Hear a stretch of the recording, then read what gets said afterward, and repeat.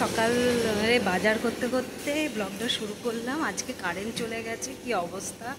তো চলো ব্লগটা দেখতে থাকো, আশা রাখছি আজকে ব্লগটা ভালো লাগবে তোমাদের। তো বন্ধুরা, ছাদে চলে এসেছি আর ছাদে জামা কাপড়গুলো মিলতে এলাম। অনেক সকালে কেচেছি, এখনও রান্না করা শুরু হয়নি।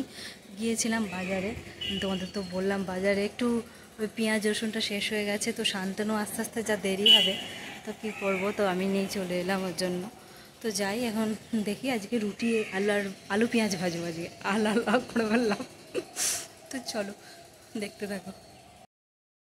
নিচে চলে এলাম, আজকে ভাবছি রুটি আর আলু পেঁয়াজ ভাজবো। আজ হচ্ছে তো শুক্রবার, আর এদিকে আলু পেঁয়াজ রুটি ভাজা কমপ্লিট, খাওয়া দাওয়া হবে এখন। আর একটু চা নিয়েছি, তো খেয়ে দিয়ে জলখাবার খেয়ে চলে এলাম মাংস রান্না করতে। অনেকদিন মাংস ফাংস হয়নি আমাদের ঘরে, তো আজকে একটু মাংস করব। তো পেঁয়াজ রসুন দিয়ে এগুলো দিয়ে একটু ম্যারিনেট করে মাংস হবে, খাবো। তারপরে এই চলছে। তো পেঁয়াজ এখানে কেটে নিয়েছি, আদা রসুনের পেস্ট এগুলো, আর এদিকে তেলটা গরম। আমি তো এভাবেই করি, তোমরা তো জানোই।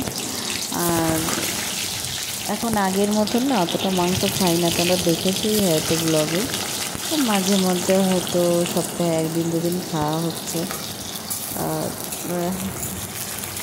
খাবারগুলো কী বলো তো বন্ধুরা, লোকে বিভিন্ন রকম টাইপের খাবার খাচ্ছে, খাচ্ছে বিভিন্ন ব্লগে দেখবে বিভিন্ন।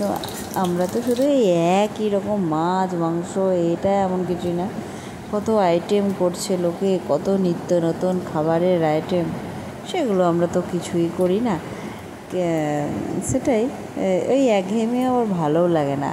যাই বলতে এই খেতে মানে কী বলতো, শরীরকে বাঁচানোর জন্য, সুস্থ থাকার জন্য যা খেতে হয়, নিজেও বাঁচতে হবে, তো তাই খাওয়া, আর কিছুই না। মানুষ তো এর জন্যেই বাঁচে, দুটো খাওয়া থাকার জন্যেই তো বাঁচে না। এত লড়াই কিসের মানুষের, এই দুটো পেটে খাওয়া, পর্ণে পড়া, আর একটা বাসস্থান যেখানে শান্তিতে থাকা যায়, এটার জন্যই তো লড়াই না। তার মাঝে মানুষের মধ্যে হিংসা বিবাদ ঝগড়া অশান্তি কত কিছু লেগে আছে, তাই কি না? তো কথা বলতে বলতে এইসব কথাগুলো বলছি। আসলে জীবন তো, জীবনমুখী জীবনের সে অনেক দৃশ্য, জীবনের মানে কি দর্শন দেখছি যাকে বলে, জীবন দর্শন যেমন হয় রোজ প্রতিনিয়ত, তো সেরকমই একটার পর একটা। হয়তো ভাবছো যে কী বকছে আবোল তাবোল রান্না করতে বসে, আসলে না, জীবনটা একদম মানে কী বলবো, এই যা পরিস্থিতি শুরু হয়েছে ভালো লাগছে না, মানে কী বলবো কী করব ঠিক ঠিকানা নেই। মানে মন মেজাজকে ঠিক করে চালিত করছি, তাই নাহলে কারোরই মন মেজাজ ভালো নেই, কখন কী মানে হচ্ছে না হচ্ছে। তো যাই হোক, আলু কটা ভেজে রান্নাবান্নাটা করে নিই। আর আমরা ধরো ওই একই রকম লাইফস্টাইল, তো সেই ঘরে রান্না করো, খাও দাও, আবার সেই ঘুমানো, ব্যাস সেরকমই। তো ওই জন্যে মানে কখনো এক সময় কী হবে, নিজেদেরই খুব বোর লেগে যায়, তো এরকমভাবেই কথা বলি। তো এইটাই তো, সবসময় দেখা একটা মানুষের ভালো দিকেও আছে, খারাপ দিকও আছে, সব কিছু তো তোমরা নিয়ে তো আমি তো থাকি। তো এবার খারাপ দিকের কিছু আমি করিনি, কারণ তোমরা তো দেখছোই যা আমি একটা যেমন চলা তেমনি চলি। মাঝে মাঝে একটু সাজতে গুজতে ভালোবাসি বলে একটু সাজার একটু করি, এটাই। কিছু না, জানো তো, আমি না একটু খুশি থাকতে, হাসি খুশি আনন্দে থাকতে পছন্দ করি। এটাই, জীবনে তো অনেক কিছুই আছে, চাওয়া পাওয়া, মানে মান অভিমান দুঃখ সবার আছে, কিন্তু তার মধ্যে একটু আনন্দ করে থাকবো, এটাই একটু বড় ব্যাপার। তো আমি অনেক বেফালতু কথা ভেবো না, এগুলো অনেক গুরুত্বপূর্ণ কথা বলে ফেললাম রান্না করতে করতে। এবার চলো, রান্নাবান্না তো কমপ্লিট হয়ে এসছে, তাই এরপরে এখন মেঘলা ওয়েদার, আর একটু জানলা দিয়ে আকাশটাও দেখলাম, আর সঙ্গে মাংসে জল দিয়ে দিয়েছি, মানে কষিয়ে, তারপরে মাংসটা ফুটছে এখন। তো রেডি আমার চিকেন কষা, আর ভাত তো হয়েই গেছে, এবার শুধু খাবার পালা। তো খেয়ে দিয়ে আসছি তোমাদের সামনে, দুপুরে খাওয়া দাওয়াটা সেরে। আমাদের খাওয়া দাওয়া দুপুরে কমপ্লিট হয়ে গেছে, আর পাশে তো গাড়ির আওয়াজ তোমরা এরকম শুনতেই পাবে, কারণ যেহেতু রাস্তার সামনেটাইতেই থাকি, মানে রাস্তা আর ঘরটা তো তোমাদের তো দেখিয়েছি, জানোই সেটা। তো চারিদিকে তো খুবই খারাপ পরিস্থিতি। তো মানুষ মুখে যখন বলতে পারে খারাপ পরিস্থিতি, তখন মনে করে যে খারাপ পরিস্থিতি তারই আছে, কিন্তু প্রত্যেকটা জায়গায় প্রত্যেকটা মুহূর্ত মানুষ খারাপ পরিস্থিতি দিয়েই যাচ্ছে। হয়তো যারা মুখ ফুটে বলতে পারে জায়গাটা, কষ্টটা বোঝাতে পারে, হ্যাঁ এক একটা জায়গায় এমন এমন খারাপ পরিস্থিতি হচ্ছে যার সঙ্গে কোনো মানে তুলনা করা যায় না, কিন্তু মানুষকে তবু বাঁচতে হবে, চলতে হবে। তার মাঝেও লোকে ভালো আছে, এগুলোর মাঝেও ভালো আছে। আসলে এটা সবসময় ভেবে রাখতে হবে, আমরা যে যুগটার মধ্যে দিয়ে যাচ্ছি এটা হচ্ছে কলিযুগ। কলিযুগে এগুলো হবেই, যতই আমরা যা করি, কারণ আমাদের এই কলিযুগে পাপের শেষ নেই মানুষের। আমরা নিত্য নতুনভাবে কোনো না কোনোভাবে পাপ করেই যাচ্ছি। আজকে যে নারী নিয়ে এত কথা যে বলা হয়, নারী ঘরে বাড়ি দু জায়গাতেই কিন্তু অসম্মানিত হয়, যে বাইরে হচ্ছে ঘরে হয় না তা কিন্তু নয়, সব জায়গাতেই হচ্ছে। তো সব সব কথা সব জায়গায় ওঠে না, যায় না। তাই আর দুঃখের বিষয়গুলো কি বলো তো বন্ধুরা, দুঃখ তো মানুষের জীবনে চিরন্তন, সেটা তো থাকবেই, কিন্তু দুঃখ যদি নিয়ে ধরে বসে থাকা হয় তাহলে কিন্তু জীবনে কোনো ভালো থাকার পথ নেই, এর মধ্যেই ভালো থাকতে হবে। তো যারা পুণ্য করবে এর মধ্যেই পুণ্য করবে কলিযুগে, আর যারা পাপ করবে এর মধ্যে থেকেই পাপ করবে।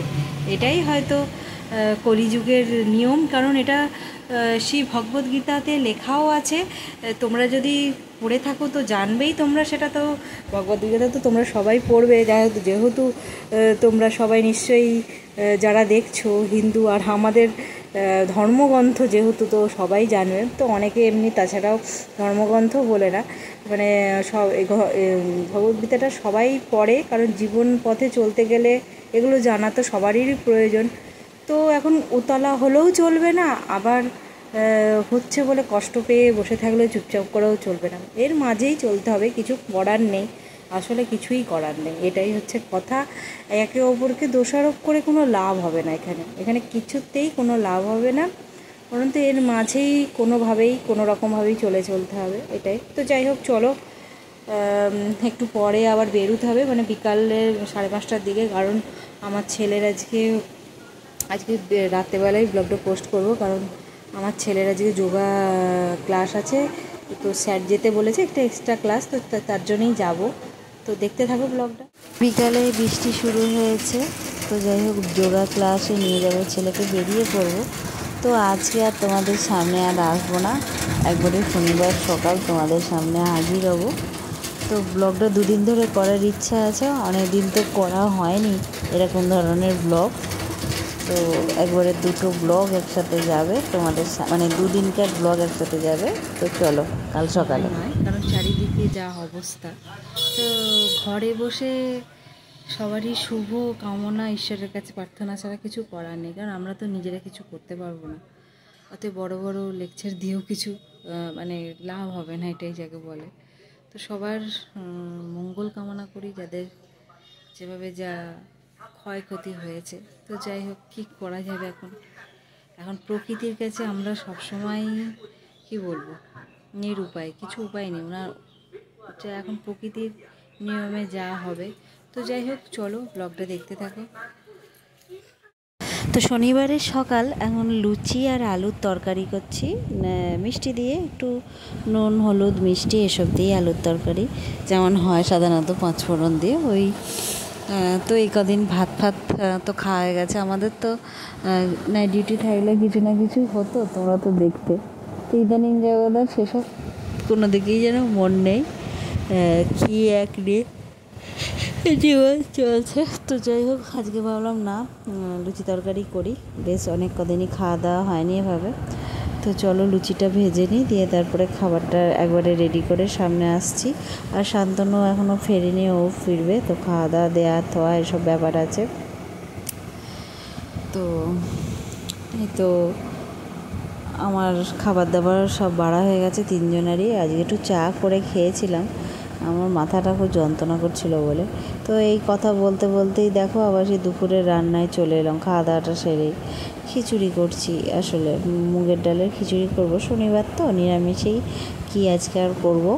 তো আগের ওই জন্যে মানে ভালো লাগে না ওই আলু পোস্ত একই খাবার খেতে। তো এই খিচুড়ি হবে ও মুগের ডাল দিয়ে। আজকে একটু কাঁচা বাদাম কিশমিশ দিয়ে করব, কারণ শান্তনু খুব ভালোবাসে খেতে। শান্তনু, আমার ছেলে, এরা সব না খিচুড়ি খুব ভালোবাসে। আমিও অবশ্য অতটা পছন্দ করি না, কিন্তু ওরা ভালোবাসে। আর হ্যাঁ, আমার ভালো লাগে যদি একটু কাজু বলছি কেন, এমনি পেস্তা বাদাম কিশমিশ এসব দিয়ে খিচুড়ি করলে না খেতে বেশ ভালো লাগে। তো আলু ভাজবো আর বেগুন ভাজবো, আর নর্মাল একটা নর্মাল আর খিচুড়ি যেভাবে হয় সেভাবেই করছি। তো আমার না একদিন ইচ্ছা আছে, তোমাদেরও শেয়ার করব। সেদিন ভুনা খিচুড়ি বলে কি একটা উঠেছে, ওই খিচুড়ি একদিন বানাবো। তো দেখো, এর মধ্যে এই মশলাগুলো একটু ভেজে দিয়ে দিই। এই আদা, তারপরে জিরে বাটা, রসুন না, সরি, এটা তো নিরামিষই, নুন, হলুদ, একটু শুকনো লঙ্কার গুঁড়ো, এগুলো একটুখানি তেলের মধ্যে একটুখানি নেড়ে চেড়ে তারপর দিয়ে দেবো। আর এখানে চাল আর ডালটা যেটা সেদ্ধ করে খিচুড়ি করছি, তো সেটা তো প্রায় হয়েই এসছে সেদ্ধ। আর এটার মধ্যে করে দিয়ে এবার এইটা দিয়ে দেবো। আর এই দেখো, বাদামগুলো ভিজিয়ে রেখেছিলাম, তো এবার বাদামগুলো দিয়ে দিচ্ছি। এটা ভাজলাম না, কাঁচাই দিলাম, এতে খেতে বেশ সুন্দর লাগে। তো শান্তনুই আমায় বললো, তো ও বললো এইভাবে করতে, তো ওইভাবে করলাম। অনেক সময় ওর যেগুলো ভালো লাগে আমাকে বলে দেয়, আমি সেভাবেই মোটামুটি করার চেষ্টা করি। আর খিচুড়ি প্রেমী ওরা খুবই, দুজনে খুব ভালোবাসে, মানে আমার ছেলে আর শান্তনু। আমার আবার অত খিচুড়ির প্রতি কোনো দিন অত ইন্টারেস্ট কোনো দিনই ছিল না, মানে ওদের জন্য একটু খাওয়া, তো এটাই। আর হ্যাঁ, একটা কথা, আমার ছেলে যখন আমার গর্ভে ছিল আমার খুব খিচুড়ি খাওয়ার মানে ঝোঁক ছিল। তো তোমাদের এই কথাটা তো বলা হয়নি কখনো, কারণ ওর মানে আমার বর যেহেতু খিচুড়ি খাচ্ছি, ওই শান্তনু পোড়ালো আর এখন খাওয়া হচ্ছে। আবার বললো না যে চারিদিকে খাবারের অভাব, আর আমি ভুট্টা দেখাচ্ছি। কি করব, এনেছে তো, নষ্ট তো করতে পারি না। খাবারের জন্য মানুষের কত লড়াই, তাই না? তো যাই হোক, এই ভুট্টা এখন খাচ্ছি, আর এখন পাওয়াও যাচ্ছে না বলছে সব জায়গায়। তো চলো, তো আলু বেগুন ভাজা আর এদিকে হচ্ছে খিচুড়ি পুরোই রেডি একদম। এবার শুধু খাওয়ার পালা। আর বাইরে শুরু হয়েছে মুষলধারে বৃষ্টি, দেখো কীভাবে বৃষ্টি হচ্ছে। যাজ্ঞা, খিচুড়ি খাওয়া সার্থক হলো, যেহেতু বৃষ্টি পড়ছে এত সুন্দরভাবে, তার জন্য খিচুড়ি খাওয়া ভীষণভাবে সার্থক হয়ে গেছে।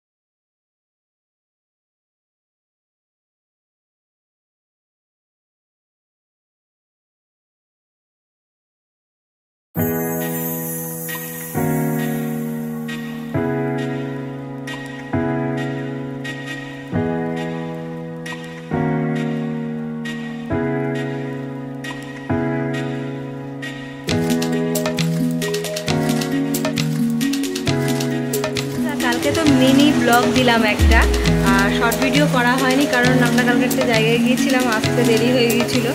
তো অনেকটা টাইম হয়ে গেছে বলে আজকে কালকে করিনি। তো এই কদিন বেশ অনেক কটা শর্ট ভিডিও করেছিলাম বলে, তো এই আজকে কালকের ব্লগটা আর আজকের ব্লগটা মিলিয়ে দুটো ব্লগ একসাথেই দেবো ভেবেছিলাম, তো তাই করবো। তো চলো আর এই ব্লগটা শেষ করলাম। আর আমাদের পেথায় বাইরে প্রচণ্ড বৃষ্টি শুরু হয়েছে, জানি বাংলাদেশ ডুবে গেছে বৃষ্টির কারণে।